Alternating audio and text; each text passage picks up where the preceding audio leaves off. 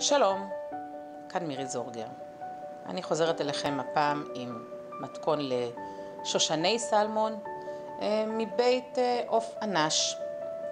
מאוד חשוב לי לציין שסלמון, גם אם אנחנו קונים אותו קפוא, שזו האופציה שאישית אני פחות אוהבת, חשוב מאוד שהוא לא יהיה מעובד. ולכן התכנסנו למתכון הזה. יש לנו פה סלמון באיכות מאוד מאוד טובה, אתם יכולים לראות. קפוא, אבל קפוא לא מעובד. זה דבר שהוא מאוד מאוד חשוב מבחינתי, ואנחנו רואים שהצבע שלו טוב ובריא. אני הורדתי לו את האור, ואנחנו נתחיל לעבוד. יהיו לנו שושני סלמון בפסטו, לכן אנחנו נחתוך את הסלמון לרצועות דקות.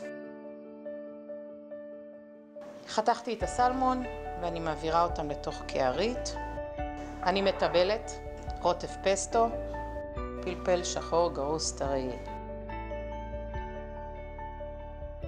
אני לוקחת את רצועת הסלמון הדקיקה ומתחילה לסדר לי מין שושנה קטנה.